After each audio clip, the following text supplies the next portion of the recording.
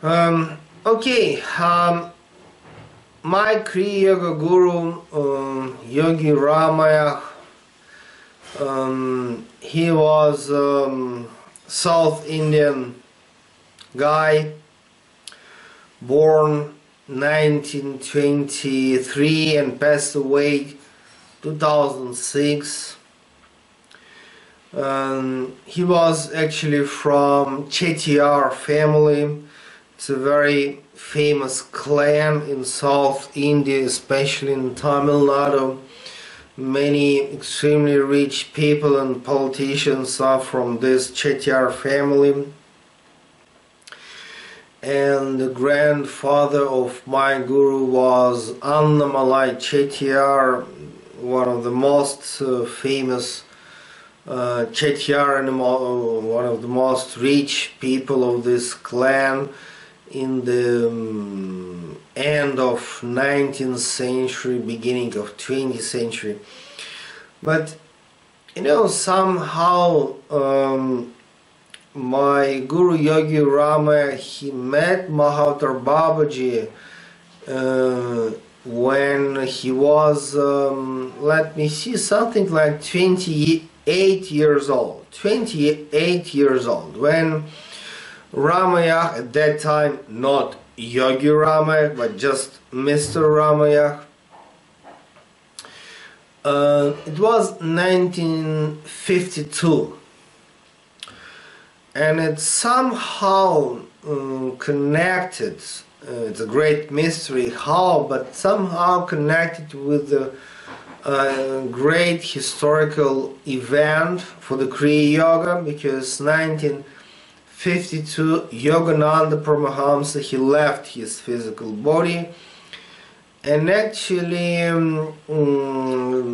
you know, it's a kind of few weeks later Mahavatar Bababji, he came to my guru Yogi Ramaiah. So it was 1952, and it's a great mystery how it's connected, but somehow Yogi Ramaiah, few times he actually mentioned, like, you know, Mahavatar Bababji came to me just few weeks later after Yogananda left his physical body, and Yogi Ramaiah never really explained what is the connection, but for me is clear, but connection is there.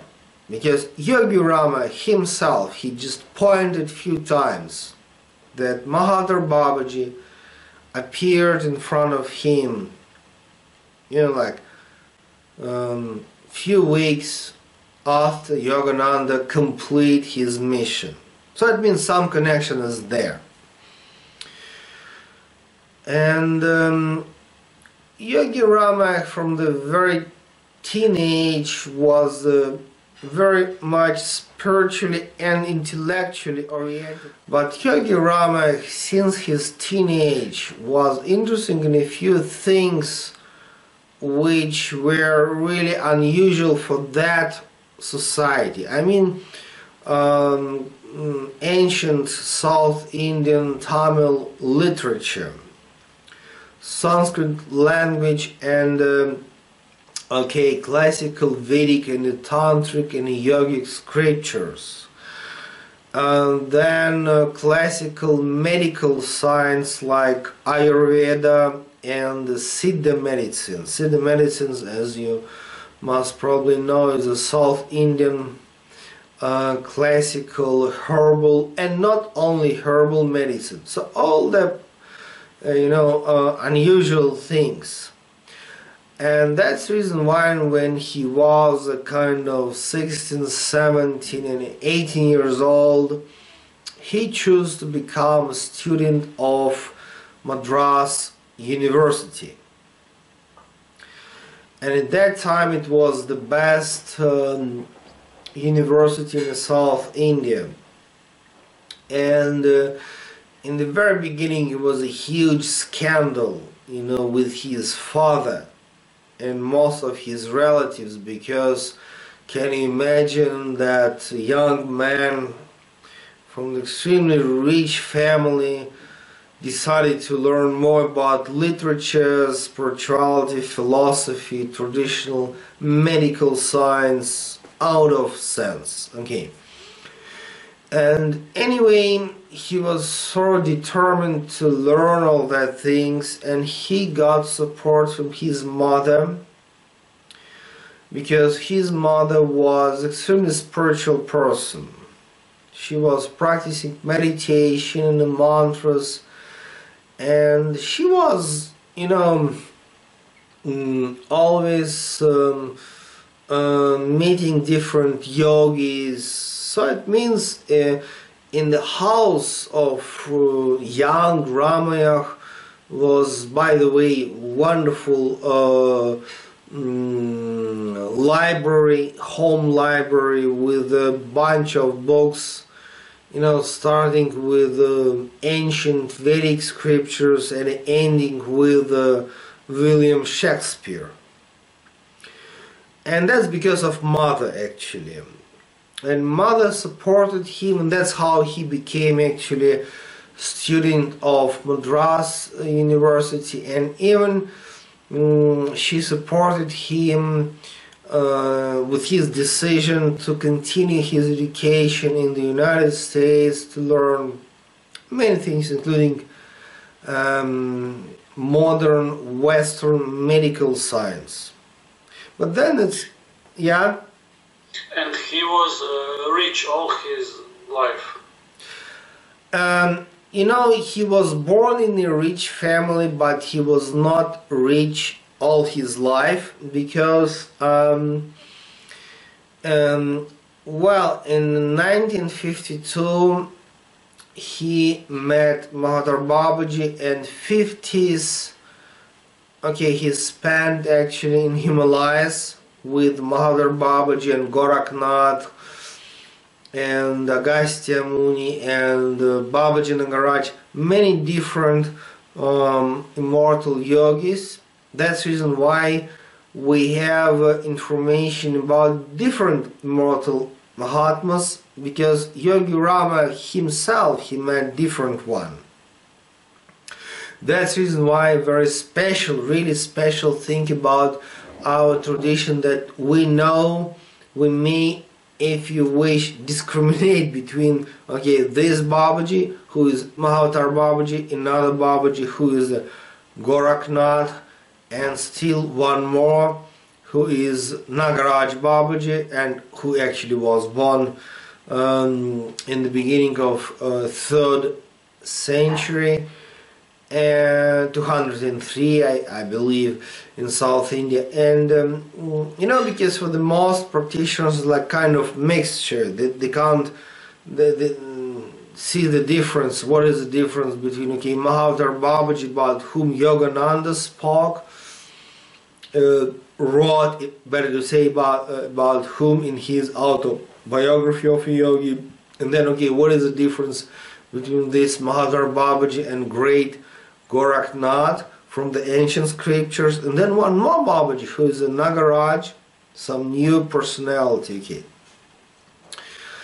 And Yogi Rama, he spent really 50s in the Himalayas, like in the region of, in the area of Badrinath and Kedarnath, in all that cave ashrams with all that Mahatmas, and exactly there he received all that knowledge about Kriya Yoga and philosophy and Bijamantra tradition.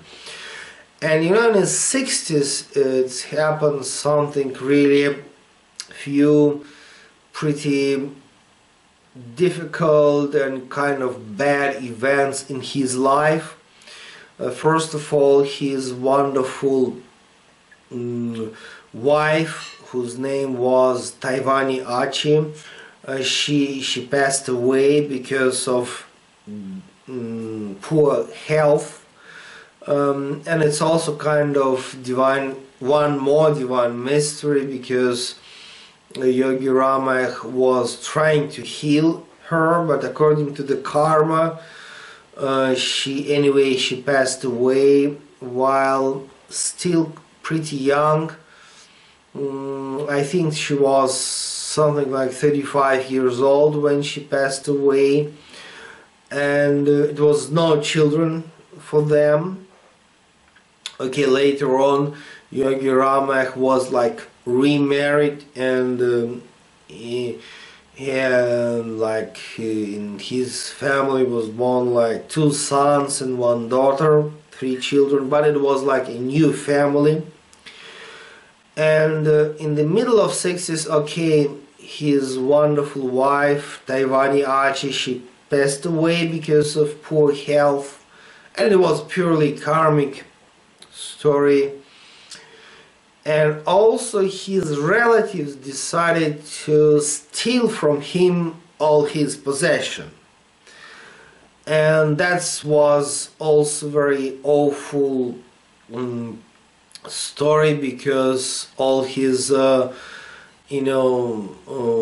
financial power gone because of all that.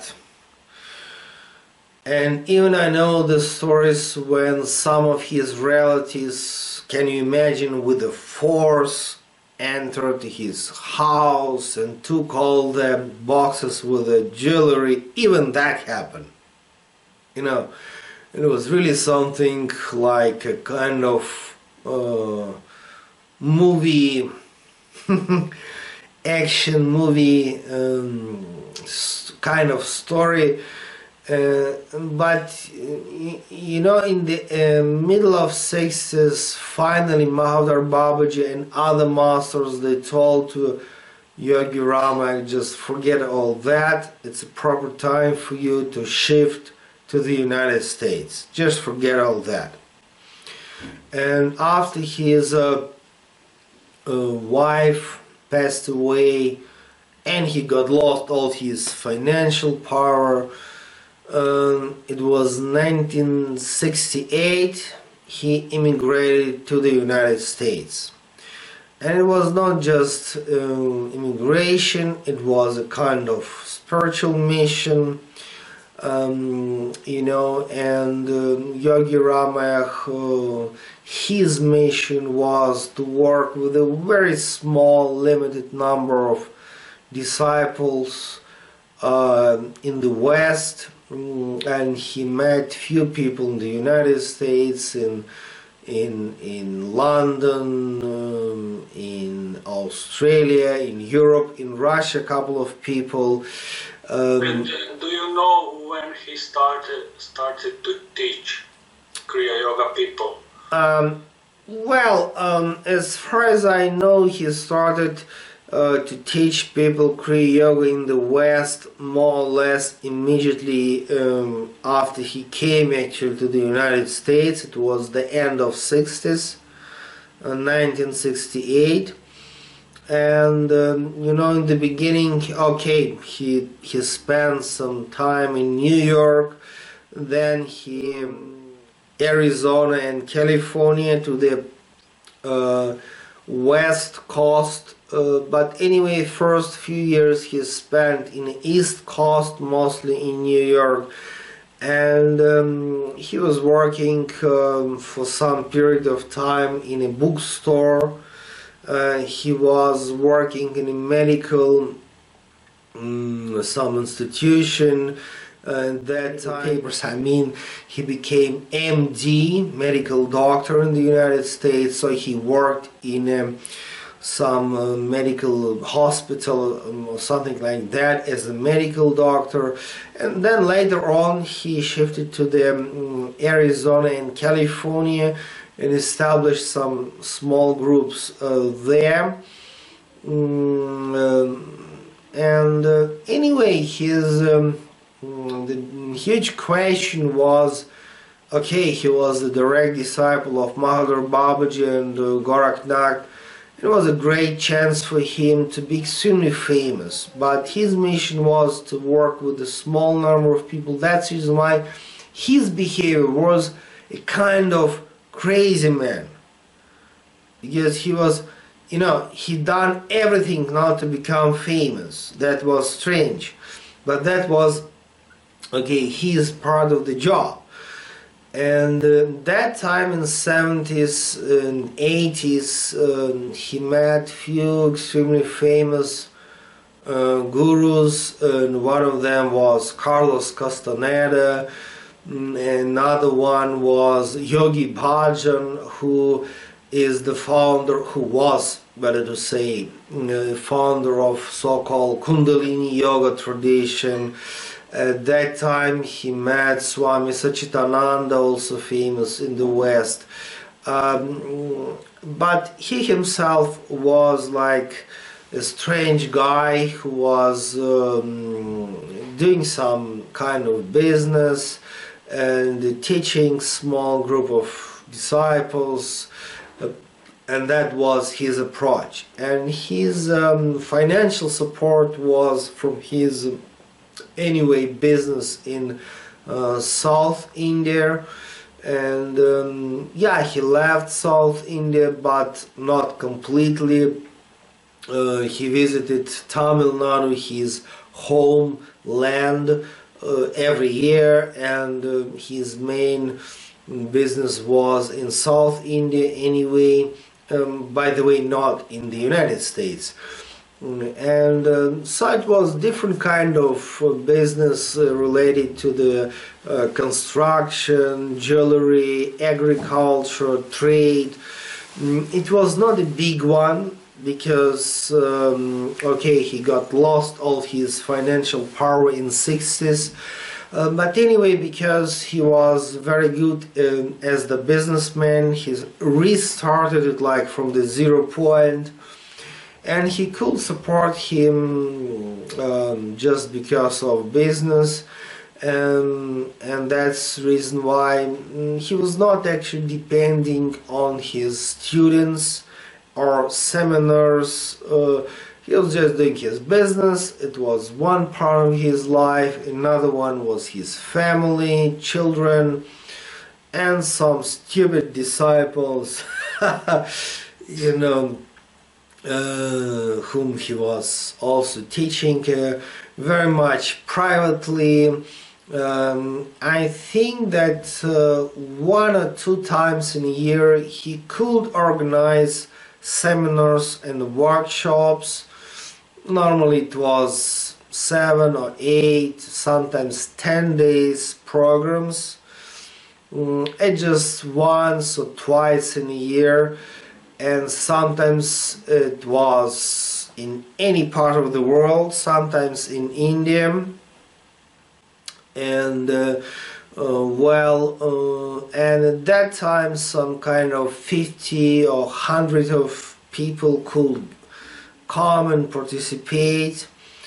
Actually, he was in Russia 3 times. The first time was in the end of 80s, and it was extremely mysterious visit.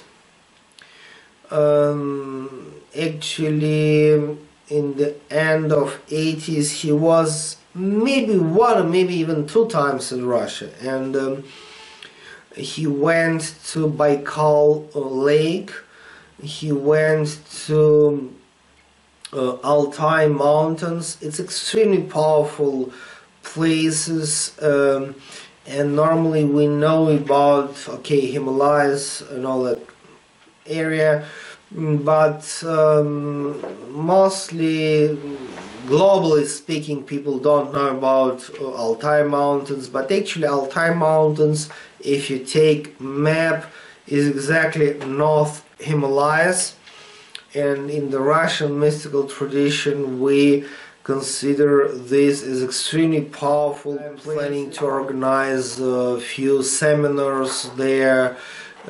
And this area, like Altai, then Tian Shan Mountain, it's a North Tibet, because you know the Russia actually, okay, Altai Mountains is like North Himalayas, Tian Shan is a North Tibet, and then Baikal Lake is all very special areas.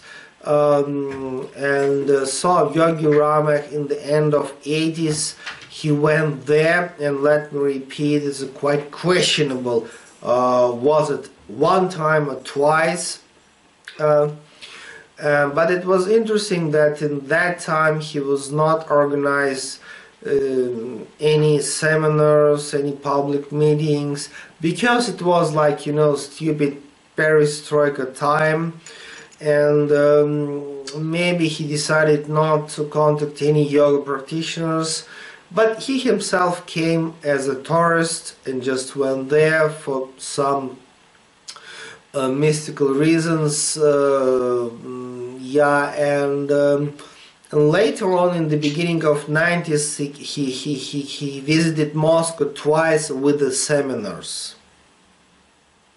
I suppose that Bababji and Masters was guiding him all the time. What do you think about that? For sure, Yogi Ramaiah was receiving guidance from Mahavatar Bababji and the masters all the time, and if he went to this part of Russia in the end of 80s, it was guidance from the masters. But public meetings, lectures, satsang and seminars took place actually.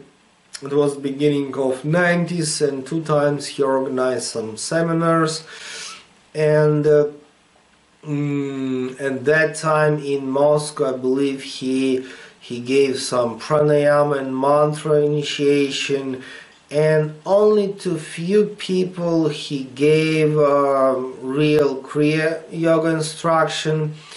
And it's interesting, at that time I didn't meet him, and more interesting is that I knew that he came to Moscow, but I chose not to come.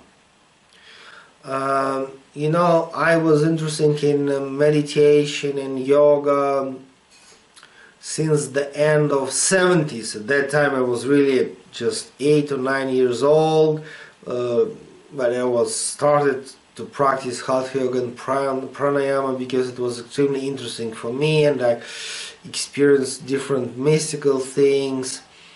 And the beginning of 90s, it was more than 10 years for me of meditation and yoga practice, and I came to know that some yogi, some guru by name of Yogi Rama came, and I choose not to go. And at that time my father decided to participate in one of that seminars, and it was kind of a huge miracle because my father was not interested in meditation and yoga, and he chose to participate. And my father now he is extremely old, but at that time he was professor of Moscow State University and teaching philosophy and sociology, mostly philosophy.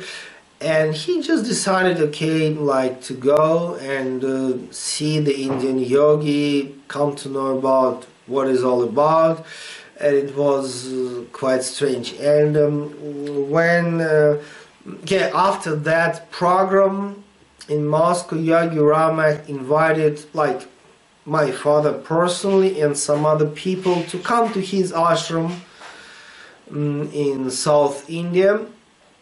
And my father decided not to go because it was too much for him. I mean, the great difference is if you just come to participate in some lecture, and to go to India is if he's not interested, too much, yeah.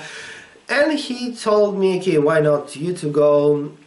And so that's how I went to India for the first time with a group of people who, it was maybe 10 people or 12 people, and that's how I went there for the first time. And I was only the person who didn't know Yogi Ramaiah personally. All other people already went through his program, and they received some pranayama, some basic mantras, couple of mantras. I came to know I came to know about him kind of few days before we took our flight, and for me it was a perfect adventure, like, okay, why not to go to India, after all, to certain ashram to learn some meditation. That was like that. And in Moscow he taught only basic, like Kriya Kundalini Pranayama, this preliminary technique, then some pranayama techniques, some other mantras, and only a couple of people actually started to receive serious instructions. And one of those guys whom Yogi Ramaiah chose as the serious disciple, I know him even right now. His name is Vasily, and I have a lot of interesting videos in Russian language with him, and this Vasily is also his disciple. But anyway, that's how I met Yogi Ramaiah, yeah, and it was wonderful because it was perfectly not my choice, not my thinking process, not my decision. It's like, you know, it was perfectly spontaneous, like kind of, why not to go? And of course, you know, when I came to his ashram, I met him, and his ashram was just, you know, very small house with a small temple attached to his house, actually Shiva temple. And then I came to know that he is a like Kriya Yoga master, he's a direct disciple of Mahavatar Bababji, and it was great and a wonderful surprise for me, because at that time I already knew about, okay, Yogananda and Kriya Yoga, and then I understood, oh, okay, it's a kind of good chance for me, just like that, spontaneously, through my father, to meet somebody who is, okay, really Kriya Yoga, and so it was like that.